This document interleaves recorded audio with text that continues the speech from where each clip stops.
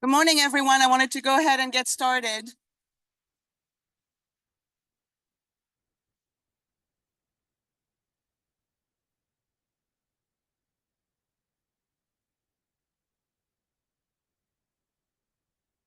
Good morning, everyone. I wanted to go ahead and get the meeting started so we get you out in time. We have a lot to cover today, so I wanted to make sure we start on time so we can end on time. So thank you so much for coming today. I'm Ann Burrows. I'm the CAAR president for another 22 days or something like that. Who's counting? Before I start every meeting, you know what I have to do? I have to do the airline. So in case of emergency, we have two doors outside of leading directly into the parking lot from the, don't make me laugh, Donna, stop it. Two doors leading into the parking lot. We also have four doors out in the pre-function area leading out into the, they're not four doors. I'm not reading, but there are doors out here and there's doors out there and there's doors out front. There's doors everywhere. There it is. Sorry, Allie. And you have a drawing. So, all right. So before we move into today's agenda, please stand and join me in reciting the Pledge of Allegiance. I pledge allegiance to the flag of the United States of America and to the republic for which it stands, one nation, under God, indivisible, with liberty and justice for all. Thank you so much. All right, I'd like to go ahead and move into the approval of the minutes from the ones that from the meeting at the CAAR Reconnect conference. They were included in today's handouts and they are in the packet for those of you who are watching online. Is there any additions or corrections to the minutes? If so, please raise your hands or put something in the chat online. Nobody? All right, well, if not, they stand approved as distributed. Thank you. Next, I'd like to acknowledge the CAAR antitrust statement, which you also have in your packet, both in person and online. The statement ensures we're encouraging discussions that promote all realtors and does not restrict competition among members or potential members. We work to foster a forum for an open discussion of diverse opinions without attempting in any way to discourage or sanction any business practice. And if anybody does that, you have things at your table you can throw at them or you can walk out the room. There's a lot of ways to kind of, say something and do something if there's any issues with antitrust. And we do acknowledge, as you know, we acknowledge it before every meeting that we have. We're very grateful. Before we get into the main program, I want to make sure that we show our appreciation for our sponsors, without which you would have nothing to eat or drink. So we're very happy for them to be here, and it's a great opportunity for us to showcase what they have to offer. So this session is brought to you courtesy of our presenting sponsor, which is Fulton Mortgage Company. We also have supporting sponsors, Charlottesville Moving Solution, Greenwood Homes, and Virginia Credit Union. And we have an in-kind sponsor, Charlottesville Newcomers Club. We really, really appreciate everything that they do and everything that they provide. We have tables outside with information from the supporting sponsor, but at this time I'd like to invite Janelle Loving to the podium to kind of talk to us a little bit. She's from Fulton Mortgage, and she's going to tell us a few things.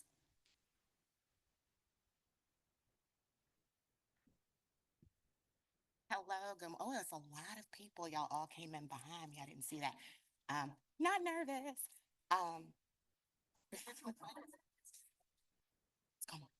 It's gonna be okay. Well, I put on high boots. Don't worry about it, Ann. I only got 2 minutes. Okay. So good morning, everyone. I'm with Fulton Mortgage Company. My name is Janelle Loving. We just wanted to say thank you all. It is our honor and pleasure to sponsor and partner with each of you, the hardworking agents of Charlottesville. You guys are helping to build the community one house at a time, one buyer at a time, one person at a time, and we are here to support you in that effort. It's been a tough year, and I was on a call yesterday, and they said, congratulations. Now I can't see looking this way. And they said, I'm going to wing it. And they said, congratulations, you guys made it. And so I want to extend that congratulations to you guys as well. A lot of people didn't make it through what we've all been through. So y'all are still standing here, which means you're really good at what you do. You're really passionate about what you do. And you're probably, again, really good at what you do. Because if you weren't, you would have found something else to do by now, I'm sure. So with that, Fulton we pride ourselves in offering a product for everyone in the communities that we serve. So that's the first time home buyer that needs a little bit of assistance and partnering with those organizations that can help them, to the MedPro with, that needs 0% down, but, we know the money's coming, so we're going to bank on that for you. And then our CP product, which is a one-time close as well. So, and then of course, all of the other, the Virginia housing and just the general loans. I think that we just try to be a good partner. We try to answer questions. We try to support you guys and get you to closing on time, because that's everyone's goal. And yeah, cheers to 2025. I'm gonna go sit down because I'm like shaking. And you guys have a wonderful, wonderful year. And thank you again. It is our pleasure. And if you need anything at all, call us. That's the pretty woman, Julia Roberts, over there. Y'all probably know her a little bit better than me. But I'm the new girl on the block and I work really hard. And so if you need me, call me.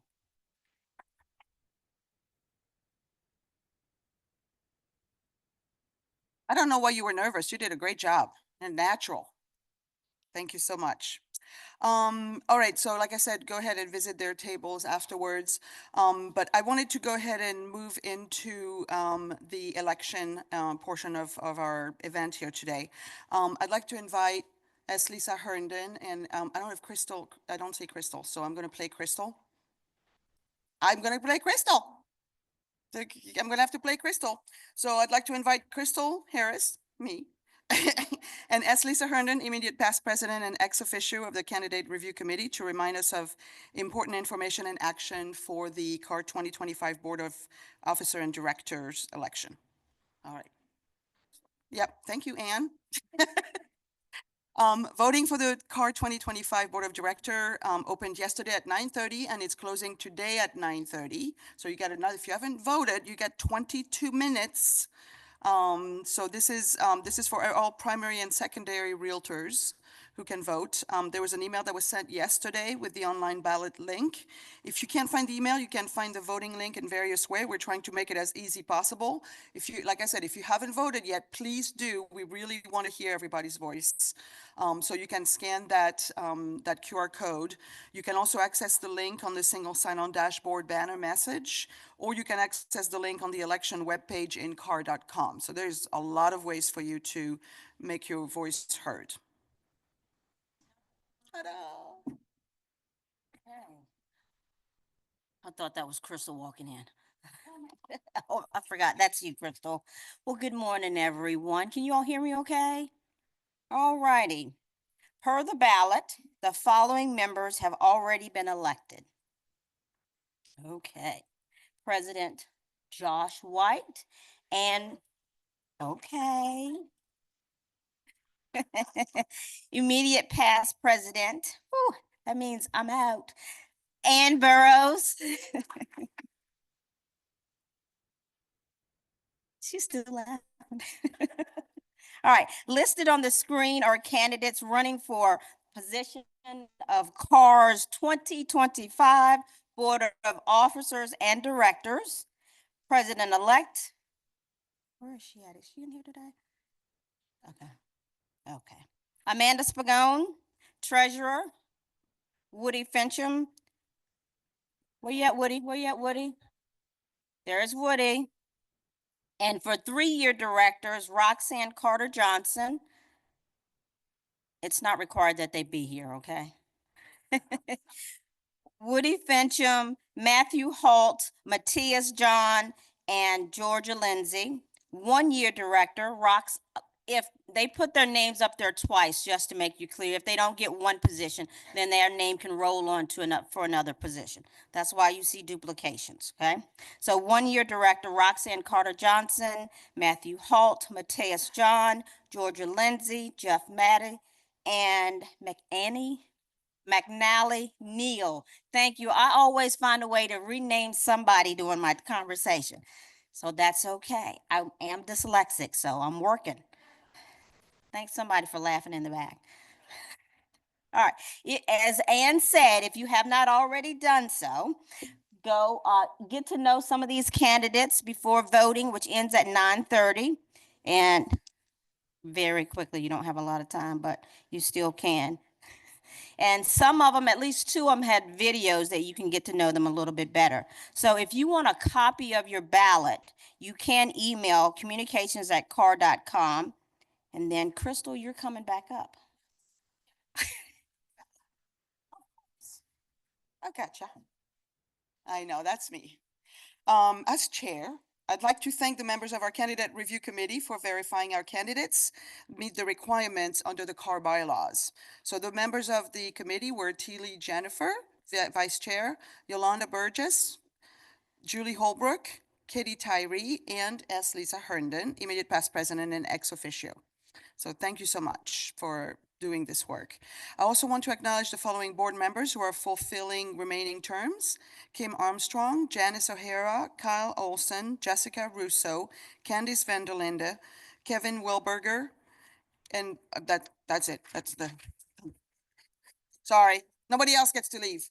But thank you so much. I really appreciate, and this is the part where I can actually say, I truly appreciate their service on the board and all the input that they had this year, because we had a lot of things to talk about and their voices were extremely valued.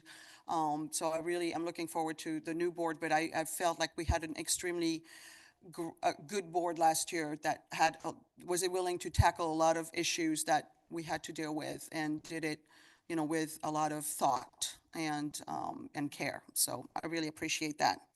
I also want to recognize our outgoing board members. S. Lisa Herndon, immediate past president. Amanda Spagoni as treasurer, she's not going anywhere. Keith Davis, director. Woody Fincham, director, he's not going anywhere. Matthew Holt, director, and Sharon Merrick, who is director as well. So again, thank you so much for your time and the energy that you've committed to the association. And, we can't wait for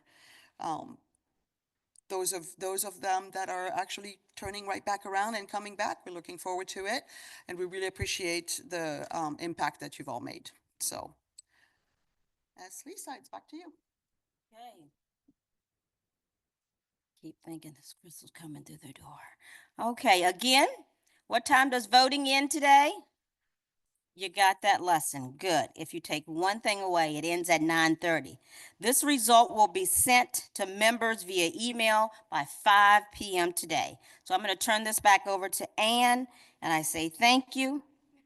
Actually, Ann, she's not Crystal anymore.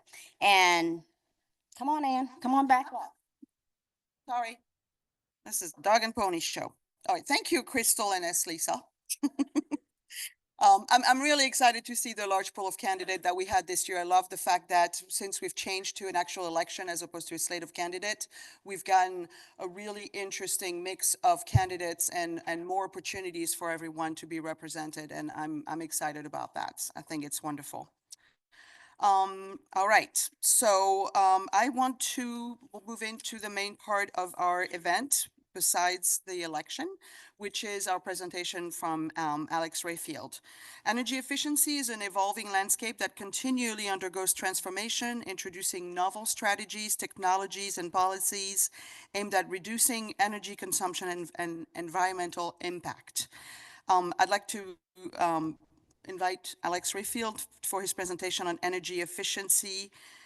Energy efficiency's trade evolution. He's trying to trick me with those combination of words here. So if you have, the audience can ask questions after Alex's presentation. We're going to have about a 10-minute Q&A afterwards. So if you have questions, please hold them. For those of you on Zoom, go ahead and put them in the Q&A section or the chat section. And we're going to be monitoring. I think we have people who are going to be monitoring and providing you questions to Alex afterwards. But all right, Alex, it's all you.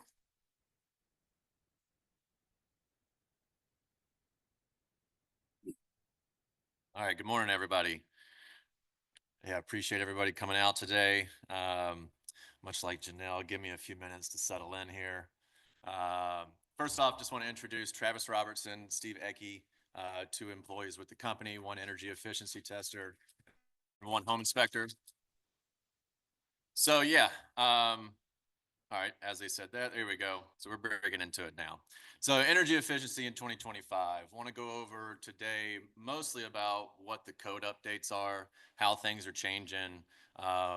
As more new construction comes on board and it becomes more prevalent here and we see more and more inspections done there, we need to be sure that we're trained up and we're making sure that the builder is doing what they're supposed to be doing, not only hitting code minimums, but hopefully doing more than what the code minimum says. So today, go through a quick review and overview of what some basic building science concepts, and then into some of the stuff about what's changing between 2018 code and 2021.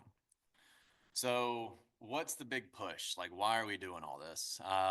Back in 2010, really when a lot of funding was put towards research, the Department of Energy found out 4% of the nation's energy is used to account for infiltration problems in the residential and multifamily markets. So when you think of 4%, doesn't sound like a lot, but when you're talking about 300 million people and the millions of units that we have out there, that 4% adds up to a very large dollar.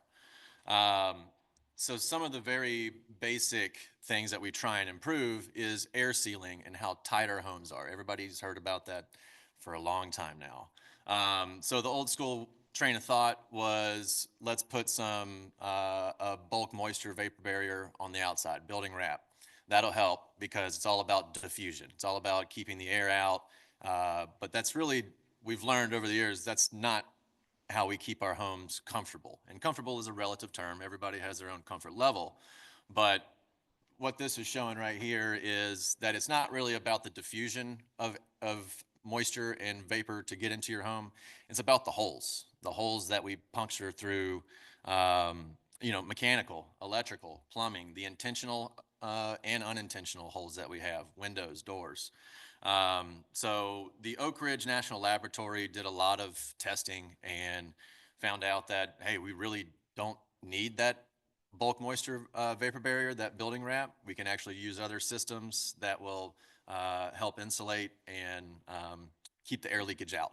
So here's just a quick little, pictorial of common areas where things come into the house. So the biggest one down below, 36% on average is what's coming through your band boards, your sill plate, down at the bottom of the house.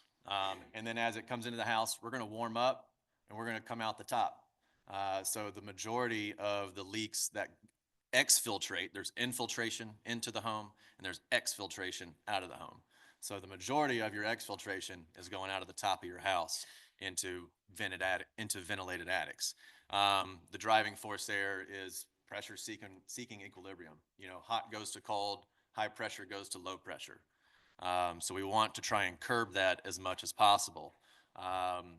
As we, a lot of homes around here are multi-story. So as we build higher and higher, we have to take into account the stack effect or the chimney effect. So stack effect is essentially, I love this picture because it shows exactly what's going on. As warmer air or cooler air is coming into this lower portion, it's being drawn in from a negative pressure with the reference to the outside. It comes inside this enclosure, warms up. So here you can see that enclosure is sort of relaxing right here at the neutral pressure plane, meaning that this air is warmed up. We're balanced right here. But then since more air keeps pushing up, it's warming up even more and now pushing out. So that's exactly what your home does between your basement, if you have a walkout basement, your main level, and your second story. This is a great one. Like if you have these old can lights in your house, go check them, see how much dirt's around them, especially on your top level. Like that'll be a great indicator of some leakiness in your home. And then just another picture showing common areas, sill plates, dryer vents, any penetration, how cold air comes, mixes in, and then leaks out the top. Let's see. So protecting consumers, that's part of our job here, me as an inspector, y'all as realtors, making sure that our clients are getting what they're paying for, right? So this is a very old study from 2009 to the 2012 update. And just that very first update of really the large push of energy updates was that 2009 to 2012 update that in Virginia, on average, you're saving $250 a year per home that is being built from that time on using that code update. I expect this number, once we get the numbers from 18 to 21, to be 4 or 5 times, if not have a zero behind that 250, just because there's so much that we've done in the last 12, 14, 16 years. So I'm really interested to see what comes out of that. So like I said, every 3 years, we're addressing these issues, trying to figure out what's working, what's not, where do we need to go tighter, where can we relax. So here in Virginia, the majority of this state is climate zone 4. So what that means, compared to just the 2018 code, we are about $2,243 that we can save the owner of that house for the average life cycle of that property. So, you know, the average life cycle of a home is not 100 years. Really, most homes are built to a 20, 30-year standard, and then it's required of whatever homeowner at that time to do updates, do better air sealing, you know, things degrade.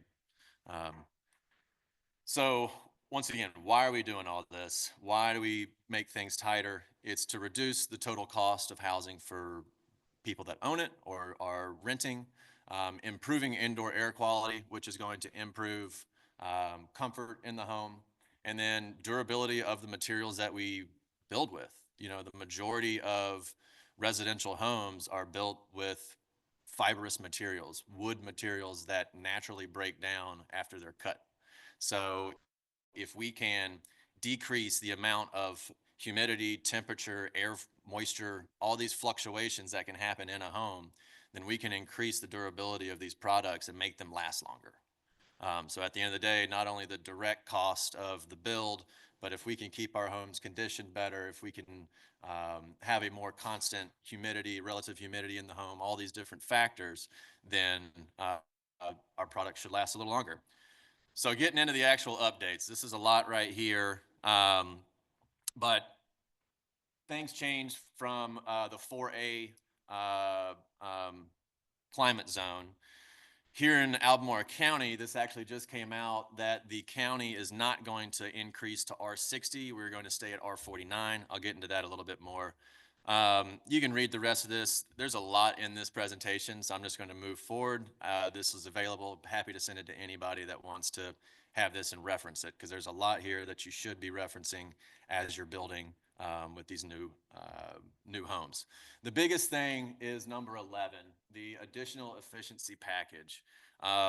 So this is what's really been added to the 21 code to help builders become energy compliant.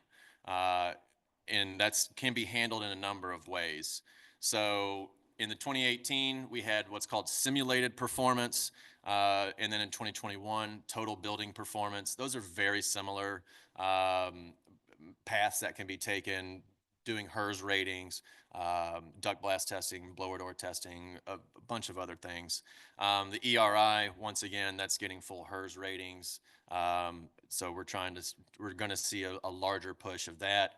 And then, you know, I don't want to, the prescriptive way, the tried and true, what's always been done, using the International Residential Code, using the tables, using the guides that the builder then builds to. Those are code minimums. Well, now from an energy efficiency standpoint, you can do the code minimum, but then you've got to do the additional energy efficiency options. So what that really is the builder can choose between one of these 5 things. Some are easier to get, some are more subjective a little bit, but also it comes down to the quality of your subcontractors. You know, you don't want to choose one of these and then not have good oversight, get to the end, and then now you're scrambling at the end to try and meet these energy requirements. So the better building envelope, I'm sort of interested to see if anybody around here picks this. I can see this working more in more harsher climates, either hotter or colder. More efficient HVAC equipment, like great choice, But if you're not air sealing properly, then spending the extra $10,000-$15,000 on a very high efficient energy or HVAC system doesn't really do you any good if you're still leaking it out to the environment. Reduce water heating energy usage. So heat pump water heaters, one thing that's now required is fully insulating all of your water pipes. More efficient duct system. So this is, to me, this is a great one because we want to, just like we were talking about earlier with all the penetrations to the outside, we want to limit those as much as possible. So if we can move all the ductwork into the conditioned space, then one, that takes all of our paid for air that we're paying for from outside of the attic or in the crawl space, keeps it inside the thermal envelope of the home, and automatically increases a little bit of efficiency. Improved air sealing, better mechanical ventilation. That's testing and equipment. So higher end equipment, more strict testing. Some of the things that have changed here with the 21 update, this is more from the builder side, what the builder is now required to hit. So fenestration values, so the U value is essentially like how insulative the window is. So that has been reduced from a factor of 0.32 to 0.3. Solar heat gain coefficient, how much heat that from the sun actually enters through the glass. So that has also been adjusted a little bit. It does say here it's unchanged in 4A. It's still adjusted slightly. Skylight performance, that really is still not changed. Not sure why. I kind of want to dig into that a little bit more. So everything in blue, that is what is changed throughout from 2018 to 2021. We can get into some of the stuff on the right-hand side of the screen offline or in your own offices, get into a little bit more detail there. Why 60 is circled is because we're not doing that here in Albemarle County. We're going to stay at 49. So talking about the ceiling insulation. So this is probably typical to what most of y'all have seen here in the past. So a standard truss where the heel of our truss comes out, bears onto the top plate of the exterior wall, and then we have very limited space to actually put in insulation. So here, if this is a representation, this tall part of what R49 is supposed to be, well, now we can't do that. And this joint right here is the most critical joint for air sealing and keeping our paid for air in during the wintertime when our hot is seeking to go outside to find the cold, or in the opposite in the summertime when that hot air is trying to come into our house and take over our cold air that we're paying for.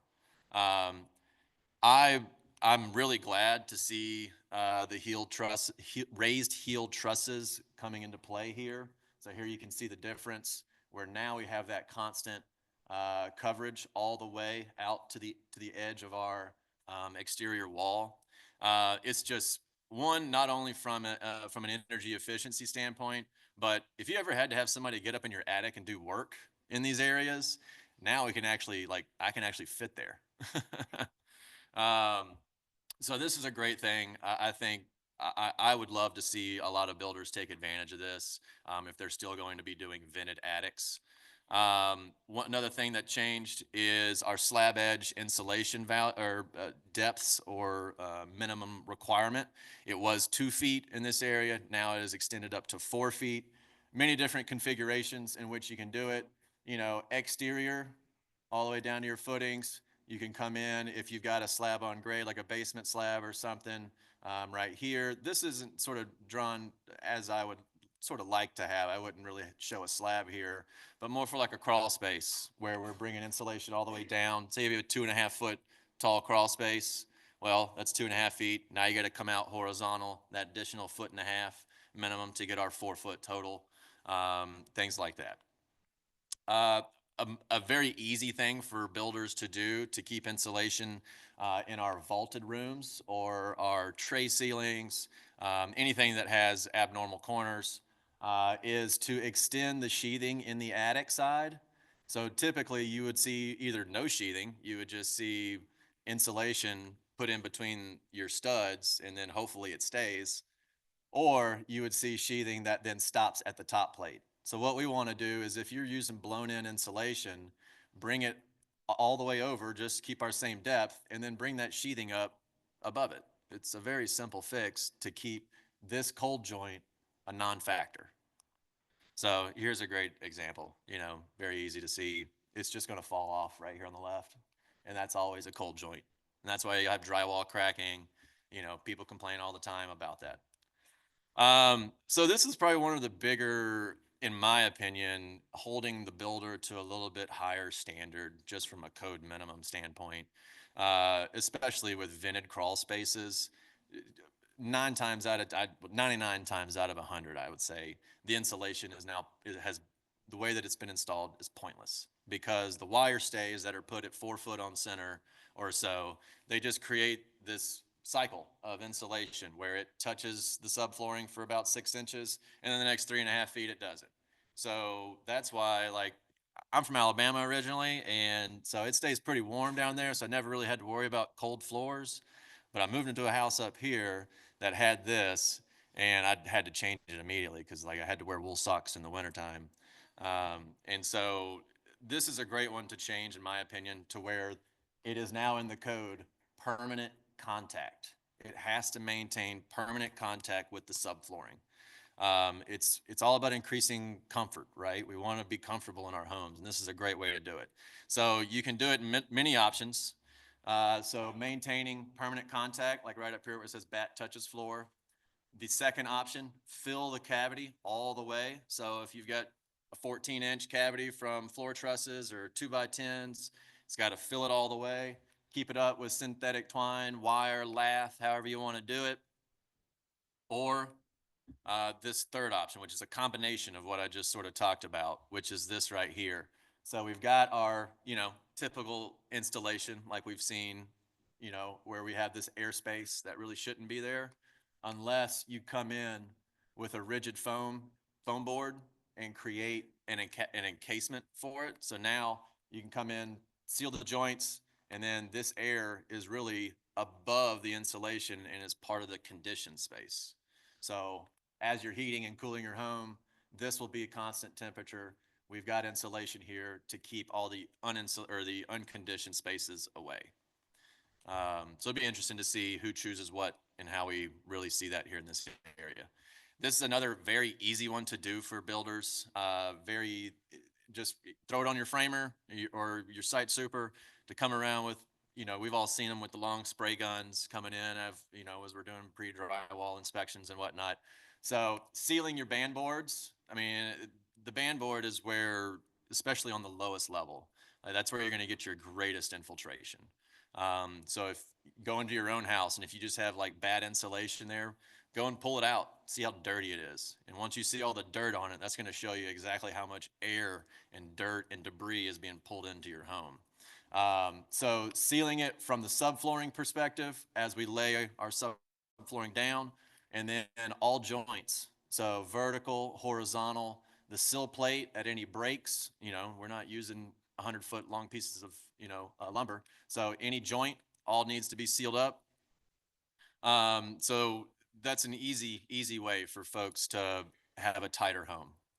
So one of the ways that we test is with a duct leakage test. Happy to go into more about what this is, but it's part of the ERI and the building performance way to comply to the energy requirements. So there's duct blast testing, there's blower door testing, which most of y'all I'm sure have heard. If not, come talk to me afterwards. Be happy to talk about it.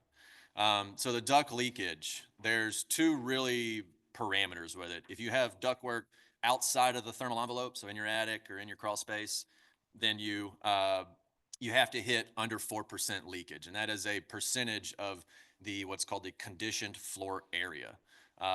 If all of your ductwork is inside the thermal envelope, right now there's really not a lot of oversight with it, but you have to hit 10%.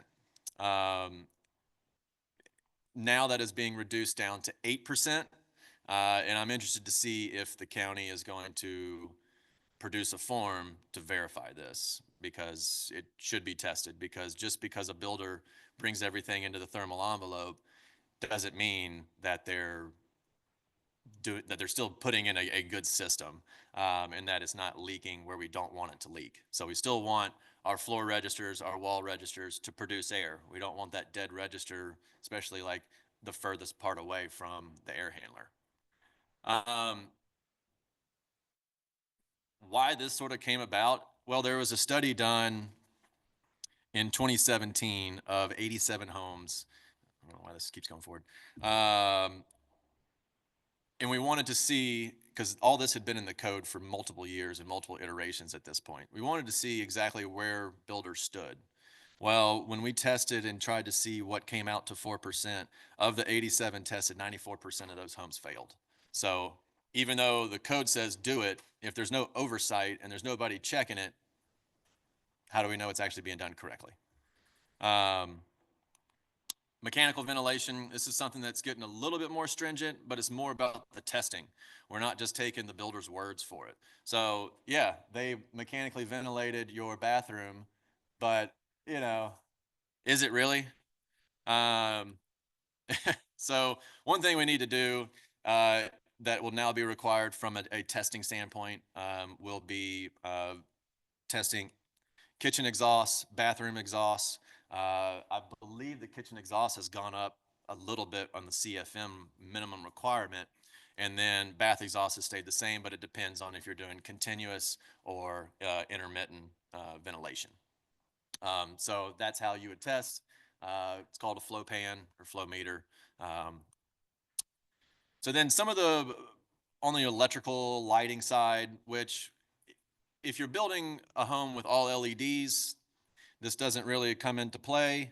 But what they want is for any interior, 100% of the permanently installed lights need to be high efficacy, which is a slight increase from the 90% requirement of the 2018 code. In addition, permanently installed lights also need to have dimmers, occupant switches, occupant sensors, or similar controls. Bathrooms, halls, and exterior fixtures are exempt, as well as lights that are for safety or for security. Obviously, those we'd want to stay on at all times. So that's a little bit of, I'm interested to see exactly what will play out with that, because if you're putting in 7-watt LED bulbs that, you know, I can light a room for $7, but then now I'm required to put a $20 Lutron switch in. It's like, are we really doing what's right here? Next thing, exterior lighting. So exterior lighting, this one makes a little bit more sense. A lot of people keep a lot of lights on outside. Keeping them on sensors and timers. So that's essentially that. So why are we pushing the builders to do this? Why is it now being required? So in my opinion, this is a huge push of the government to get people to go to Energy Star certified homes.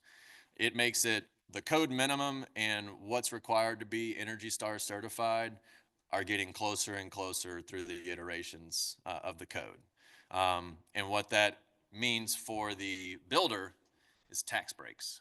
So for every Energy Star certified home that they produce, that builder can get $2,500. Doesn't matter if it's a townhouse or if it's a single family.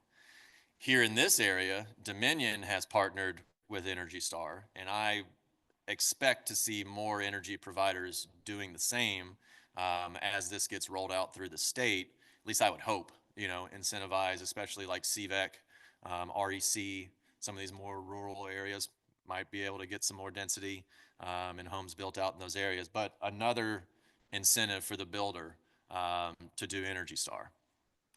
So what's the incentive for y'all? As realtors, you know, I'm trying to piece it all together, right? And the biggest thing that I'm coming up with is if you have clients that are building new homes now, and especially come January when this code update takes effect, it's important to keep all that information readily available. Ask for all of this information from the builder. They should be able to easily give it to you.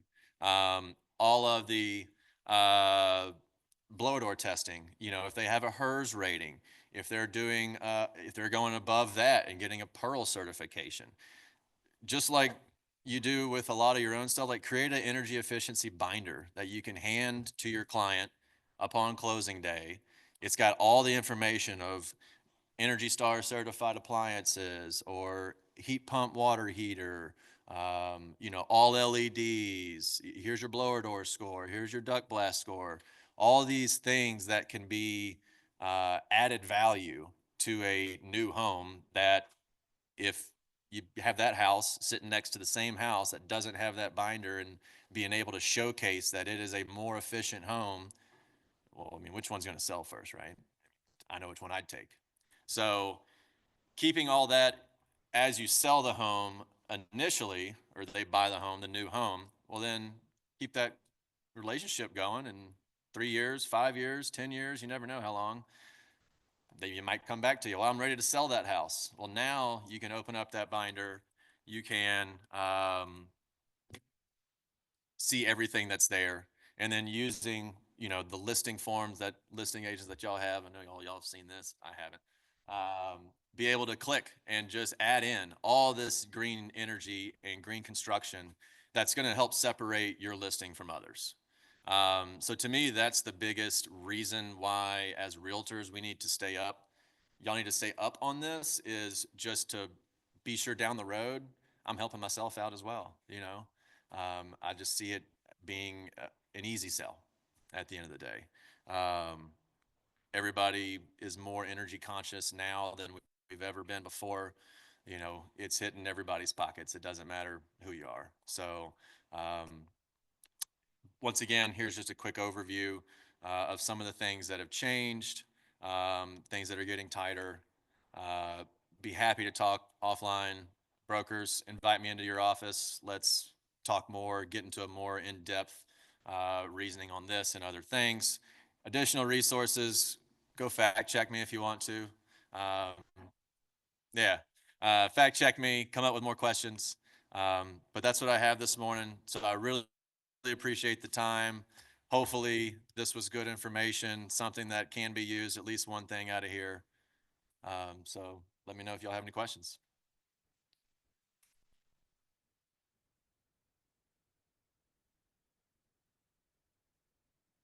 None.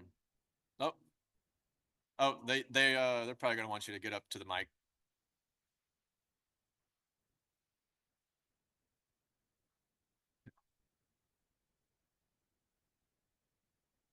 Oh, Hello. is that it? Okay. You said that Albemarle is not going to R60. Now, Fluvanna is R60, I believe. What is Charlottesville R60? What are the different areas? Do you I've know? not heard out of the city yet. Okay.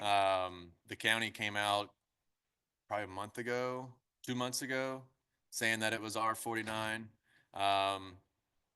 That's product of builders coming in, having conversations, and just, the back and forth between how much do we really need to change, what's really makes the most sense. I agree. I think the R49 is a very happy medium, that it will not squeeze a lot of builders to be forced to do spray foam decks, conditioned attics, all these types of things. It gives them more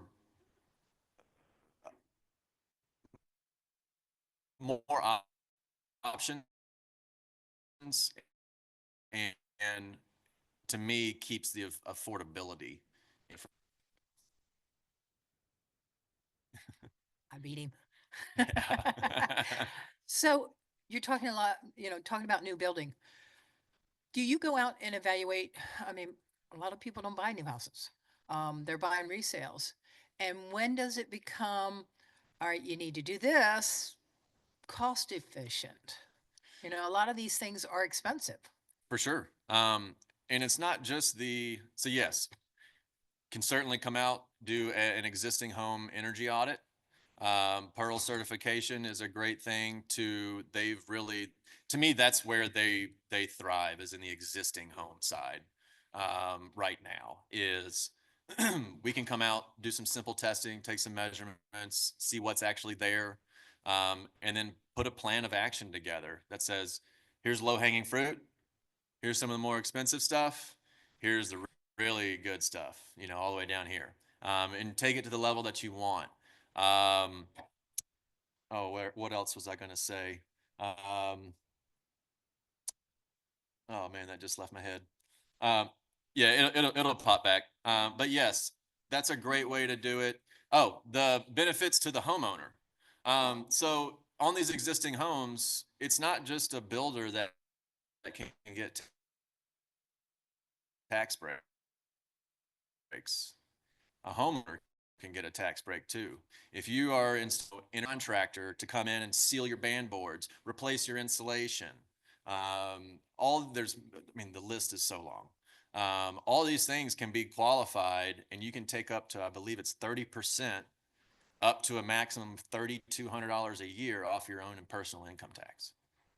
So depending on the level of, you know, need that your home needs to become more energy efficient, we can write a lot of that off year over year over year. Like, you don't need to replace all your windows at once. It's nice. But if you hit that max on your 3,200, well, maybe you do the front of the house, then you do the back of the house, then you do the side of the house. You know, just depends on need at that point. HVAC replacement, you know, all these different things. The energy audit itself would be tax deductible. So lots of ways to use that information and it come back into your pocket at the end of that first year. Yeah. I think you maybe just answered my question, but you were mentioning that the most likely place for the air infiltration is at the ground level around the band board. So my question was, therefore, do you usually recommend spray foam insulation where you can access it throughout the house as one of the common upgrades that homeowners can do to really make a big difference? Yeah, I mean, absolutely. Spray foam is the best right now. That helps ensure that we are sealing up as much as possible. Because bad insulation falls, you know, it comes down to the installer's quality, right? Whereas a spray foam truck, you hit it, it's hit.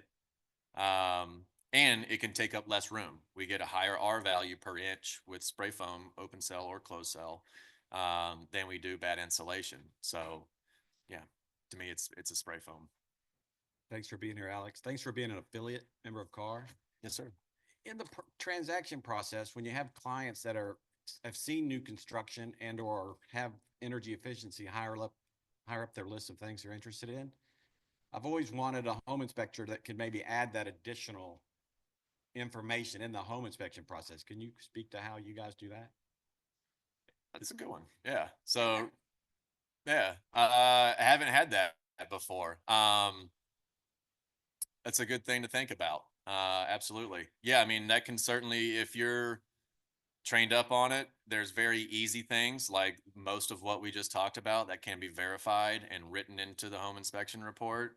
Then there's additional things that, you know, we as energy testers can do to back verify the builder and make sure that they are doing exactly what they're supposed to do. So that's a very good thought. I'd have to put some thought into that and come find you.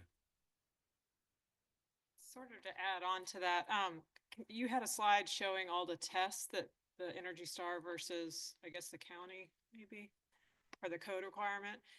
I don't know where that is currently before this, like what didn't say yes before, but are those things that they're requiring the builder to hire a third party like you to do that testing, or is the building inspector doing any of those? Like, how is that getting done? So it is third party for the most part. Some of these, some of the HVAC contractors do it in-house, which I don't see how that really makes sense.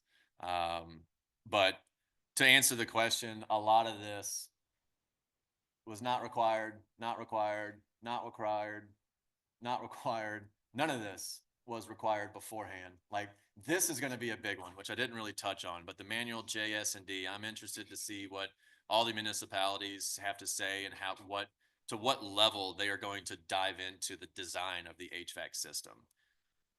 So these are the different manuals that HVAC contractors should be putting together, showing the design of each home for amount of cubic feet per minute that needs to be moved, size of the unit, number of registers, number of returns, placement.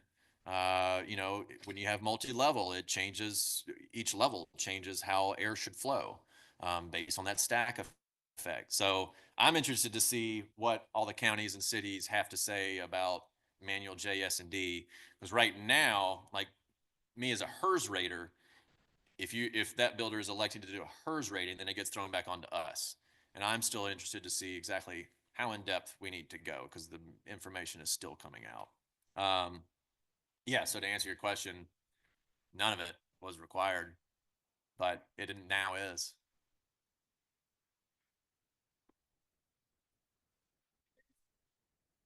No. Oh, yeah. So Joey was just asking, are there enough inspectors to do this? And the answer is no. There's us, myself and Travis, company out of Richmond, company out of Fairfax.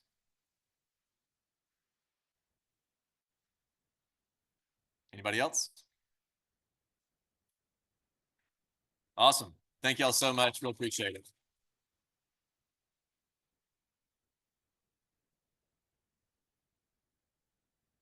That was awesome. And actually, to kind of answer Greg's question, I want to talk about the fact that I was literally at a home inspection with Alex yesterday, and I think he already do those things in terms of talking about energy efficiency, because he was out there showing my first time home buyers using his the heat sensing camera, showing my home buyer exactly, you should caulk here, you should choose this, here's how you insulate the hatch to the attic.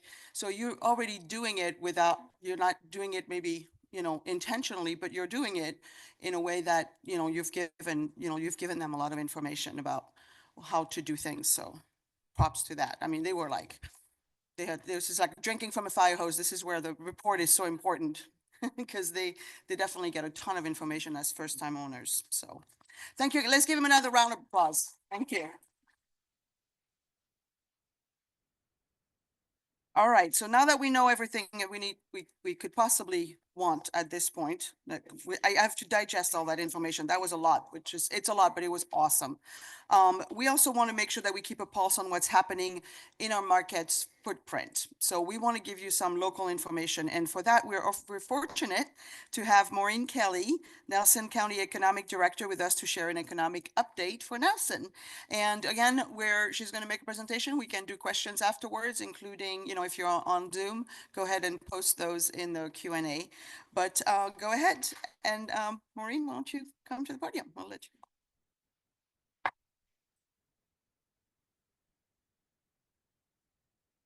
Thank you all very much for your time and attention today. I'll try to keep you entertained as I do every year.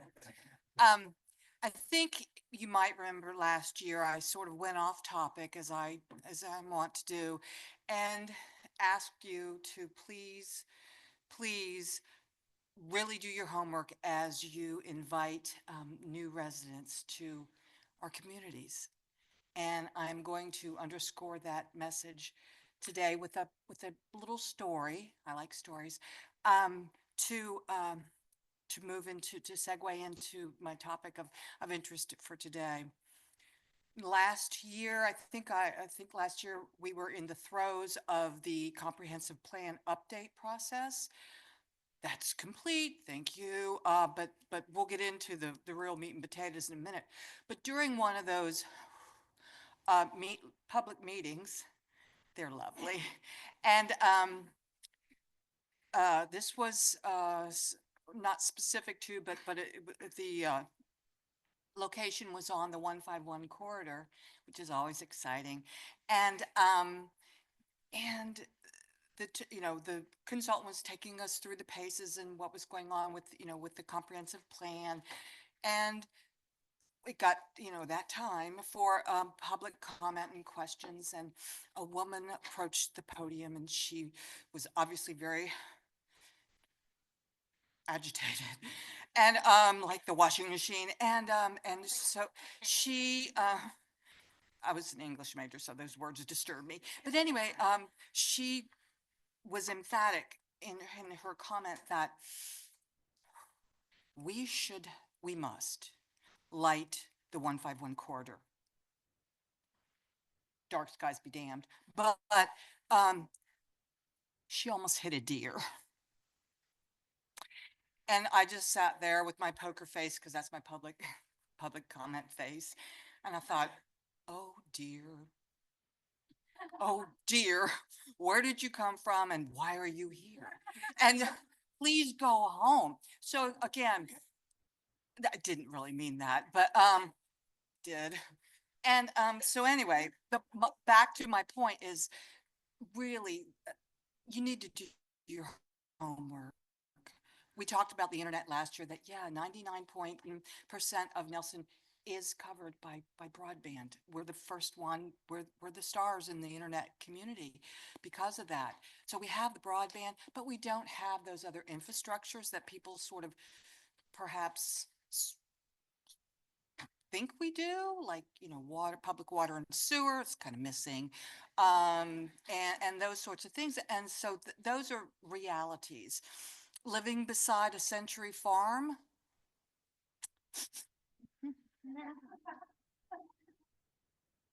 The tractor, like, you just have to understand that he's not moving over. He's got places to go. And so it's just those sorts of things. So again, that's very important that you be true to your customer, because again, I know it's all about the repeat customer, and you want them to be happy in the place that they are so that they come back to you and say, "Oh, I'm done with this one, let's move on." But back to the comprehensive plan, again, it has been adopted by the Board of Supervisors. It's got good stuff in it, things that we haven't had. The last formal comprehensive plan update, don't call anybody and tell anybody, was 2002. So it's been a minute. We feel really good about the 20-some years that have passed. And, but really coming forward with, all the updates and things, and with the code changes, I'm telling people that this, the next stage, if you don't know, after a comprehensive plan update and adoption, is changes to the zoning ordinance. And honey, that's where the rubber meets the road, or however that one goes. Because a comprehensive plan is just a beautiful book on a shelf. That's all it is. And until those zoning ordinances are in place and then enforced, nothing's going to change. And so I encourage you, and I know this is going on in our region. I look to Greene County right now, which is, whew, glad I'm not there. And sorry. Alan Yost is my friend. He's me, and he calls and I'm like, don't jump, just don't jump. It's going to be fine. Economic development directors have a really warped sense of humor, and we have to do that to get along. But I encourage you as citizens, as realtors, because you're on the ground with our residents. You need to be our best advocates. And as I told, sorry, Francesca, I told her before the meeting, I said, it's not enough to be in the room. It's not enough to be in the building.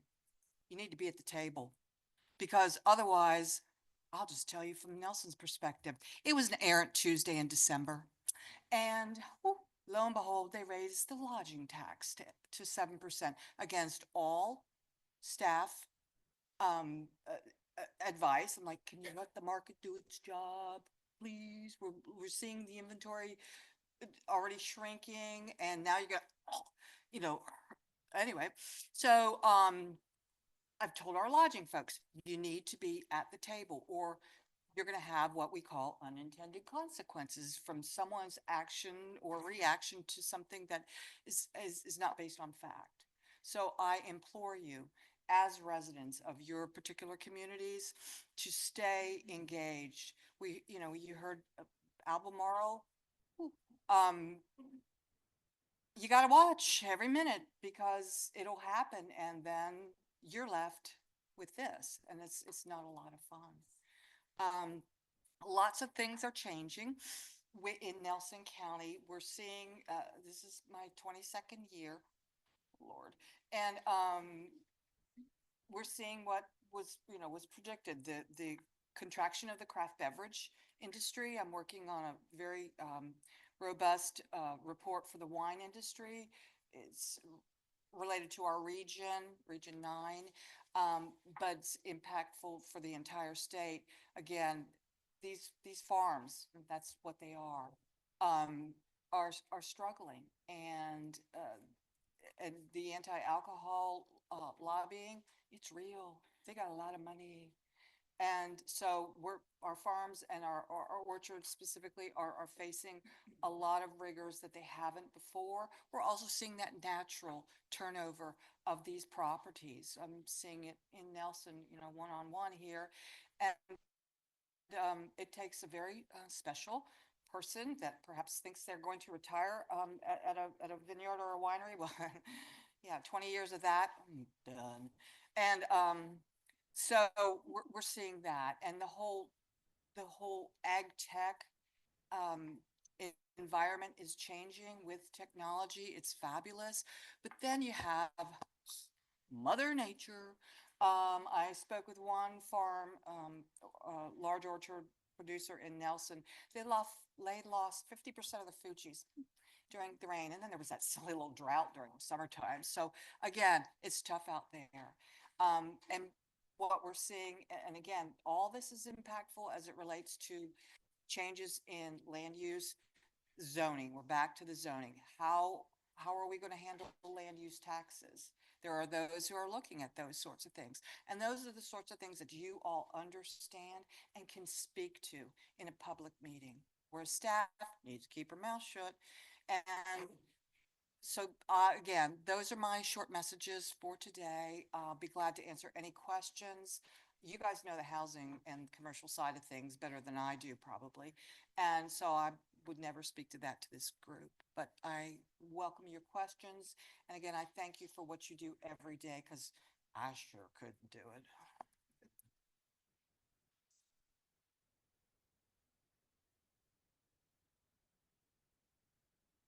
Speak again. I always ask questions. Can you just give maybe just an update on the last year or two in Nelson of like any notable business changes that have happened? I mean, from an economic development standpoint, The good news is no. We this is hard to say, but the pandemic was okay for us because I told a person for the press one time, I said, yeah, we social distance long before it was fashionable. And what we could do during the health crisis was reinvent our outdoor spaces. And we've learned to continue to utilize those spaces, bringing in more. But for example, our numbers, tourism related specifically, were up, I think, 6% again last year. So again, it's tough because there's so much competition, but the numbers are stable. We're not seeing the business closings, but again, we are basically agrarian, and that's honestly multi-generational impacted as opposed to employment based, if you will. what is that herd building that's going up in Nelliesford? Pardon? Oh, that's Belty's. It will be it's John Washburn, who was one of the founders of Bold Rock. And he can't sit still since whatever. But anyway, he it's going to be breakfast and lunch. It will be open, I believe, from 7 a.m. till 2 p.m. And there was a lot of consternation about that build based on the water. That is in the Nelliesford area. That is the only private water company, if you will, Aqua Virginia. And there was concern that the water would, cross the street and there would be building on that side of the road. But don't worry, it's just a very small pipe. We're not putting in a big pipe. Thank you so much for coming today. I, for one, was born and raised in Nelson County. And basically have been gone as long as you've been there. And so, but not gone too far. But when I graduated high school in Nelson County, a little over 20 years ago, just a little bit over, didn't see anything that you see today. You know, all of the industry. I mean, Wintergreen was it, right? So there was nothing there that you see today. So just My fault. no, it's okay. It's amazing. I love Go it. on. I love it, but I'm just curious, and this is maybe sort of the same question as you know, what Joey said, but what do you envision 20 years from now? That's a tough one. Honestly, what I hope for is just continued incremental success, because that's what we need to rebuild the villages. I was a Virginia Main Street manager for many years, and Livingston pains me. Schuyler slays me. And so, but they are all historic districts. They are all, they all have the tools in the toolbox, but they need to be better managed. And honestly, I think it all comes back to the planning and zoning. Because, I tell people when someone approaches me, I'm like, hey, you're not ready for me yet. You need to get through planning and zoning. And then come talk to me when it's okay. Because I don't get involved in that. I'm not a planner. This may open a can of worms. They know me. You talked about the I don't know, but can you speak on that? Yes, it's a huge lobbying effort. I'm the tagline for Nelson 151 is rural and responsible. We take it very, very seriously. All of our producers are very well schooled in alcohol beverage control things. But there is a major lobbying effort underway to some weird report, I can't think of the name of it, with not a lot of facts, but a lot of supposition, that zero alcohol is it. It's where we need to be. This is me. Oh, I only drink light beer, but dang, I need that sometimes after I cut the grass. And, or family dinner. But it is super far ahead of us. We're very fortunate that a Virginian, Terry Byrne, is their legal counsel. And so one of the outcomes of this planning grant that I've been doing with the Go Virginia funding is hopefully create a coalition and a Virginia Wine Institute, because this is something that needs to be accepted, because there are a lot of people say, oh, no, it's fine. No, it's not fine. No. It's the Mothers Against Drunk Driving. God forbid anyone should ever have to go through that. But there's big money out there gunning for it. And so to be proactive is important, as you know, in any business. So my family's originally from Nelson. I'm a transplant and I came back home. Thank you. So, yeah. But I guess my question is, aside from the 151 corridor, what is happening on, like, say, the south side of the county, like Arrington, Shipman? Like, my heart breaks when I go through Livingston as well, and you Yeah. just kind of see buildings. So, like, is there anything, I guess, in the works? I have not had a chance to read the comprehensive plan, so shame on me. But I will. It's a great I will read. cuddle up to that. Cocoa and a comprehensive plan. So I guess just, anything to kind of encourage the younger generation to stay in the county and these kind of opportunities, like maybe a tech hub or just something. Yes. Because I get stuck behind a tractor and I'm like, yes, sir, big tires, you go. But like a lot of the kids don't want to do that. No. And so is there any conversation around, especially now with the broadband and so much work from home and being able to kind of, you can get these kind of the big city dollars, with At an small town affordable living, site. that's my dream. And so, just if you can, anything Sure. on that, because it's just kind of like they get out of high school and then they're gone. And then they're gone. Or they're like, coming down to, social services because they don't have a job, so I just. Yeah, no, it Questions? is of the utmost concern. And because, so I don't have any children. I'm not qualified. My sisters never let me babysit. And there's a reason for that. It's a really bad story with one of them. But anyway, so when I see a school, I see a manufacturing facility for workforce. Okay, so you have the input, manufacturing facility, output, workforce. We're struggling with the Nelson County schools.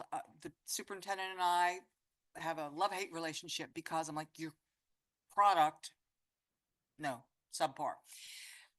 We work with the with the career training, career and technical training folks. We work with regionally as well as each locality. We're all struggling with this. We are all struggling with this. But I had a great victory not very long ago. I speak to the ninth graders who've already decided they're not going to to pursue higher education, and so there was this one young man who's sitting in the back like this. I wasn't reaching him, as funny as I am. Nothing. And so afterwards, buddy, I beelined on over there. I'm like, so, what are you gonna do with your life? And he said, ma'am. I said, oh, it's got manners. I like that. I said, yeah, like, I said, well, what do you like to do? He said, I like to hunt and fish. I said, well, I said, wouldn't you like to get paid to hunt and fish? He says, yeah. I said, well, you should think about a career as an outfitter. And, strong, okay, success again, communicating with small people. And so about, I'm trying to think, it was about a year ago. I have an open door policy in my office, which is terrifying. And they said, oh, so-and-so's here to see you. And I said, okay, can't wait. We turned down all 3 Zoom calls and put down the phone. And this young man came in and he said, do you remember me? It's me. No. Wait, maybe. No. No. I said, I got nothing. And he said, yeah, 9th grade, this is me. Synapses firing. There's a lot of 9th graders out there. No. He said, you told me about a career in outfitting. I said, oh yeah. I said, how's that going for you? And he said, it's going really well. I said, well, that makes me happy. So why aren't you in Nelson? And he said, well, that's why I'm here. He said, I'm a very successful outfitter in the Richmond area. Richmond. And he said, but I want to expand my business. That's okay. Let's talk about it. And so, but it's engaging. It's making sure that they know what opportunities are out there. We can have career fairs every day, all day long. I can tell you that our servers in Nelson, well, let's just put it this way. The servers from Charlottesville and Crozet a lot of them are in Nelson now because they be making bank there. You can make, one of my friend's daughter paid for her nursing education in total by serving at a local establishment. It's possible, it's probable. And I did a study some years ago about the craft beverage industry. Those brewers start out at 45 a year. I don't think you could raise a family on that, but you can at least pay your own bills at that. So it's important that we impart this information to young people through the schools, through any way we can, and we are actively doing that. I remember 20 years ago recruiting Taylor Smack, Blue Mountain Brewery. And one of the reasons I was so anxious to have him locate was because, guess what? He was married and Mandy was with child. Those kids are grown now, but it's just amazing. And so it's part of it's an active recruitment process for us to look for those young businesses. Because of the robust internet that we have, we are now seeing a very large increase in Department of Defense contractors who want to be out in South 40, mind your business, and doing whatever they do. I don't want to do, but it's huge. So thank you all.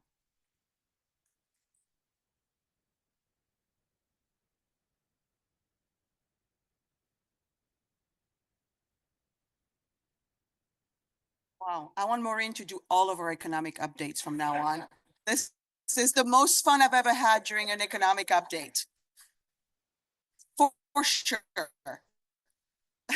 This isn't usually a laughing matter, but but it works. Thank you. Thank you again for coming, Maureen. So now I want to go ahead and invite Greg Slater, who is the chair of the CAAR Foundation, to give us an update on our very own CAAR Foundation. Come on, Greg. Come on up.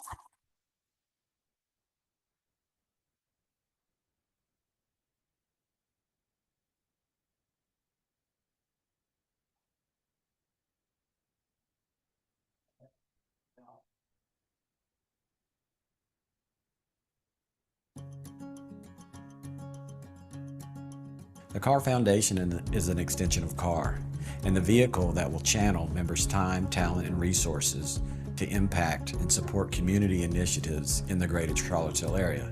We'd like to take this opportunity to share more about the CAAR Foundation and ask you for your support. Realtors are on the front line of affordable housing challenges. Almost 20 years ago, I was on the board of directors when we created a workforce housing fund that helped teachers, policemen, firemen, and nurses, and that has now evolved into this. Partnering with the CAAR Foundation allows CAAR members to direct their time and dollars towards community needs where they are most critical. The foundation is going to be the most powerful tool that our association has to make a difference in the affordable housing space. So Charlottesville is the second most expensive place to live in the Commonwealth of Virginia outside of the Northern Virginia area, and that's by a wide margin. Regionally, we're somewhere between 12 and 15,000 units of affordable housing short, so we really have to work together to get something done. So we have this barbell condition of a lot of wealth and a lot of people who struggle to make ends meet. We need more affordable housing. People are struggling. The CAAR Foundation works to be part of the affordable housing solution through 4 programmatic focus areas. First is funding, so raising funds from within the CAAR community to invest in innovative and effective affordable housing projects. Second is volunteer engagement, so soliciting volunteers from within the CAAR community to serve as mentors and advocates for first-time home buyers in partnership with organizations like Habitat, the Community Land Trust, and others. Third is through education and awareness raising. So we've got an exciting collaboration underway right now with Charleston Tomorrow to create an online housing resource guide to educate the community about housing resources and opportunities. And last but certainly not least is through advocacy, championing good public policy that increases access to affordable housing.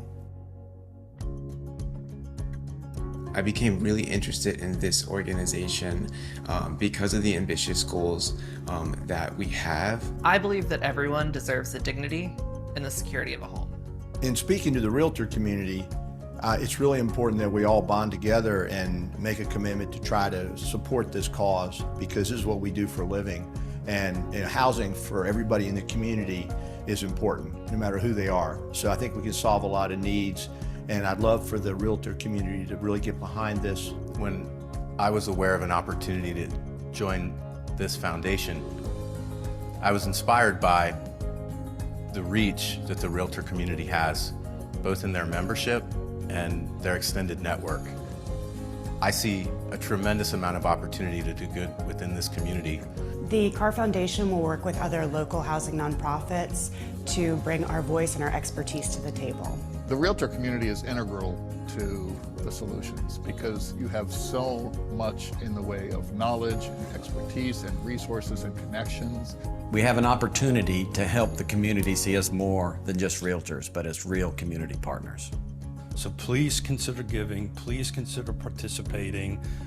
This is probably one of the most important topics, I think, in our area, in our country, that we need to go ahead and help. The CAAR Foundation can't do anything it wants to do without the support of generous donors to help make all of our goals possible and help benefit the community. Thank you for taking the time to watch this video. The most important thing you can do right now is make a contribution to the CAAR Foundation. We can all be a part of the affordable housing solution, and together we can do more. We can all be part of the affordable housing solution. Together, we can do more. Together, we can do more. Together, we can do more. Together, we can do more. Together, we can do more. Together, we can do more. Together, we can do more. Together, we can and have to do more. Thanks. We're very proud of that video. I kind of want to use it as an example for the overall conversation we're going to have about affordable housing, and the story of how that video was made. We had the idea for it, and we started gathering speakers, and we had topics, and our goal was to make a 1-minute video. And Seth Coogan is here. I want to recognize Seth. He's the videographer you're familiar with from the awards introductions, and we knew he was the right guy for the job, and we hired him. And 1 full day, 7 or 8 hours of his time in 4 locations with all those people, and probably I don't know how many hours of video he had to fine tune into that 4 minutes. Is nothing short of impressive. He's an affiliate. He's available to you and for your marketing needs. So I wanted to recognize Seth. At this point, thank you. Go ahead. You know, that example of how much work went into making that 4 minutes is the point I want to make is I only have 4 minutes to tell you about the last 3 years of work to get to this point. I could start a lot further back, and I might tell you a story in a second. But at this point, can we get our slide with our board members' names on the screen? We're a little bit out of order on our slides, but if you're here, please stand up. If you served on a board before this year, please stand up. I know we lost Tammy Wilt to a minute ago. She was the past chair. My favorite part about working on this board is everybody, and why we did that last little clip where we had all those people, everybody's on that board because they've got an affordable housing story or a passion or a reason that makes them want to be a part of this incredibly difficult. There's no one solution to it, right? All we can do is make progress. We can't solve it. Abby Tamman needs to be recognized as well, because before we had Dave Norris, she was doing the work. I'm not sure she's not here, but I could not go on without recognizing that, because I don't know if you've ever served on an all-working board, but we were an all-working board until March, other than Abby's help when we hired Dave Norris. And Dave Norris is here, and you saw him in the video. He's a superstar.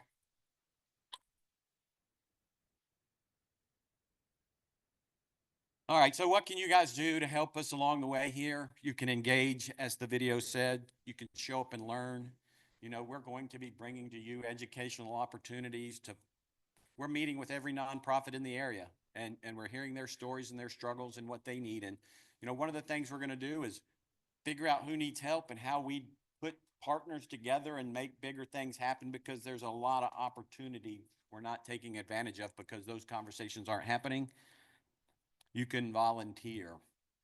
Right now, our board application process is open. I think we'll get more applications than we have seats, but I want you to apply anyway, because we've got a committee structure. We've got the work to be done. You know, when it comes to volunteerism, when I was thinking about what I want to tell you, I thought about Pat Jensen this morning, right? And I think about Pat Jensen and the Leadership Academy. There's no more appropriate name for that Leadership Academy than Pat Jensen. It was in the late 90s when I got into this business, and Pat was already in leadership, and I had been talked into being on a committee. And after 1 year on a committee, I was talked into being the vice chair, and it was Pat who did it.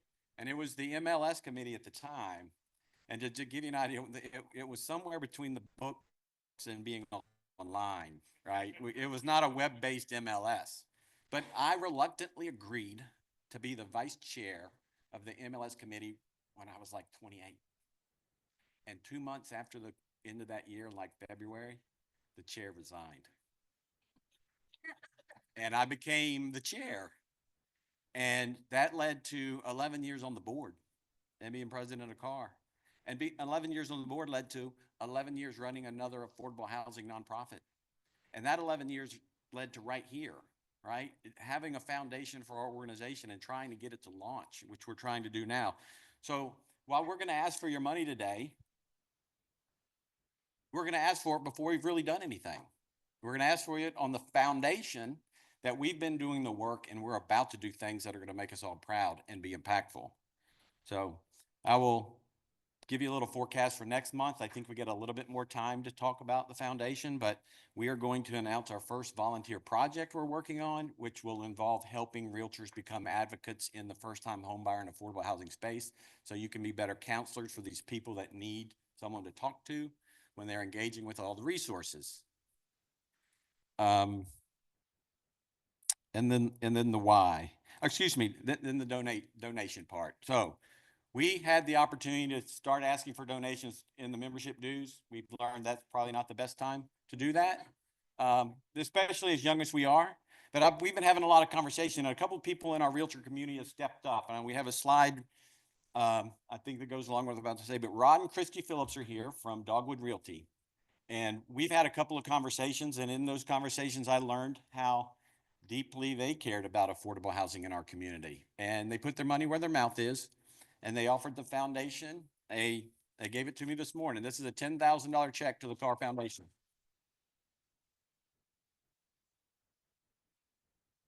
But there's a catch. We just don't want their $10,000.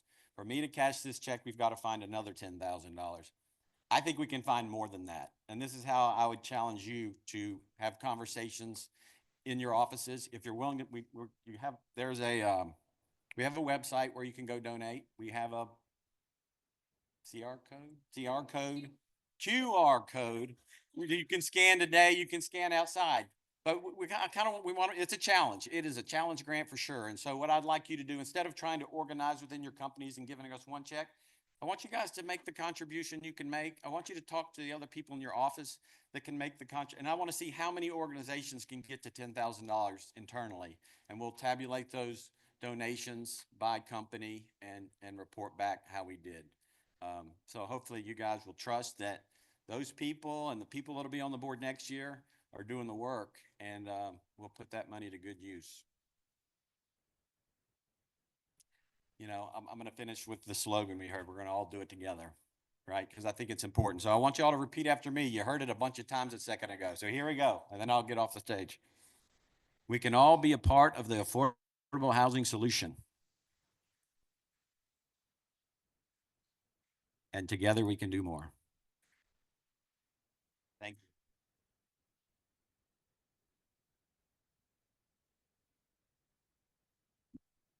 Thank you so much, Greg. I'm so excited about this foundation. I can't even tell you. I think it's what Greg and Dave and the whole board has done in this year, building on what has been planned before, is just tremendous. I mean, the amount of work that's gone into this is just amazing. And this is the tip of the iceberg, just the very tip. So very excited. Thank you. Thank you for volunteering and for all your hard work. So, all right, I want to go ahead, and we're almost done. I promise, 2 minutes. I'm going to speak fast, but I always speak fast anyway. A few announcements for the association. So first of all, if we've said it once, we've said it 100 times. This is, you know, if you want to participate in how this association functions and what we do and what our priorities are, please volunteer. We need everybody's opinion and voices and work and you know, positions in order to kind of make sure that we have the most inclusive and you know, all-seeing association that we can. So please consider volunteering for a committee, for a project team. The board's too late, that's done, but everything else you can volunteer. And the deadline to volunteer is December 3rd. So please go ahead, you can scan this QR code right now. There's a lot of different opportunities. We have a number of committees, from communication to MLS to DEI to, you know, we have a lot of different committees. And then if you can't commit to a committee, there's always the project teams, which are more ad hoc committees, meetings that happens a few times a year, and it's just a little bit of a smaller commitment. But if you have something to say, if you have an opinion about anything that we're doing, you should volunteer and share that opinion. Please do. That's very important. Okay, it's that time again. Young Professional Network every year does this, and it's phenomenal. The Salvation Army Angel Tree Program and bell ringing is back. This is the 10th year that we're supporting the Angel Tree Program. We always sell out of, I mean, not sell out. That's yes, we're going to start selling those angel tree tags so that we're going to fundraise for the foundation with it. That's a good idea. No, I'm just kidding. So we have 125 local angel. And for those of you who don't know what that means, there is a Christmas tree at the entrance that is covered in tags. Those tags have information about a child that needs help with whose parents need help putting things under the tree during the holidays. It gives you information about what they're looking for, how old they are, what their wish list is, where their needs are. Pick one, go shopping for a child in need, and then bring everything back to CAAR. And then we package it and bring it to the Angel Tree Program, and they distribute them to families who really would not have a holiday season without us. So please consider, I've already picked mine. I only picked one because we usually run out. So I didn't want to pick out and take like 3 or 4 like I would like to do, but please go ahead. There is at least 125 people in this room, I would think, or close. If everybody picks one, we get a bear tree. So those of you on Zoom, you better hurry up and, email, it's in there, but I'm not paying attention here. You can request an angel tag by emailing ypn@caar.com. So if you're on Zoom and can't physically come and get a tag, please go ahead and send that email right now. The tags, you need to bring back the tag and the unwrapped gifts. They must be dropped off at the CAAR office by December 2nd. So that's the Monday after Thanksgiving, I think. That's that day. If you have multiple gifts for an angel, place them in a bag with the tag secured on it, or print a copy of the tag and secure it to each gift. So you just want to make sure, don't just drop off a bag with no tag, otherwise we're not going to know what to do with it. So make sure either you put it in a bag, close the bag, put the tag on it, or put a tag on each one of the presents. So there's another great way to support the Salvation Army, which is bell ringing. Every year also, we've been doing this for quite some time. We're doing bell ringing at Barnes and Noble on December 3rd and December 10th. And, you can dress up, you can do, it's a really fun event. There's 2 people per shift. There's multiple shifts. Go ahead on the CAAR education and event calendar to sign up for it. It's a really fun opportunity to kind of be out in the public and do some good. All right, so we've got a few other things. Just want to talk about the new Realtor members. Do we have any those are our new Realtor members. If any of them are in the audience, please raise and introduce yourself. Oh, come on. I'm sorry you didn't know that was coming, did you? Can you come to the microphone? Oh, I know. My name is Lindsay McCowan, and I'm with 4 Seasons Realty, and I am brand spanking new, but really happy to be a part of this group. Thank you so much. Thank you for being here. I appreciate seeing new members coming to the general membership meetings, because this is a great opportunity to get a lot of information, meet the other realtors. It's just I'm really glad you came. So, and those of you who are not here but are on this list, we're expecting you in December. Let's look at the new affiliate members. Do we have any of the new affiliate members in attendance today? And oh, yes, come on to the microphone. All right, you are with Closure Title. Yeah, Jenna. You're not Jenna. Okay. Well, I'm glad, thank you for being here. All right. So last, I want to talk to you a little bit about some upcoming events that we're hoping that you will all attend. First of all, we hope to see you all tomorrow night from 5:30 to 8:30 at the Conference Center here for the Fair Housing Symposium, which is very much in keeping, DEI, diversity, equity, and inclusion, is a pillar of the strategic plan for CAAR. And it's very important for us to take the time to listen to all the different voices of all the different members. And this event really kind of embodies that. We're going to be enlightened and we're going to be entertained as we tackle housing discrimination impacting the LGBTQ+ community. The registration is $10 and $15 for guests, and I think we still have some tickets. I think we have, okay, so you still have time to go to the education calendar and sign up for it. We also have the Free Enterprise Forum, Pancakes and Politics. with none other than Mr. Neil Williamson. December 9th, 7:30 here as well. Along with valuable government updates, we'll have an opportunity to listen directly from our local legislative delegation as they provide insight into the upcoming 2025 General Assembly session. So I'm hoping we'll hear a lot about any kind of legislation that is going to be related to realtor issues that are going to be brought to that general session, which is always really important. You know, and it ties into us going on the Hill, which I'm hoping we're doing next year. January 16th, we're going to have the Day on the Hill. It's not on here, I'm just winging it, but it's just pancakes and politics, hear about the issues we're going to talk about. We're going to try and present to the General Assembly, and then take it one step further on January 16th and actually go to the Hill and talk to the legislator directly about why we care about those issues. This is really important.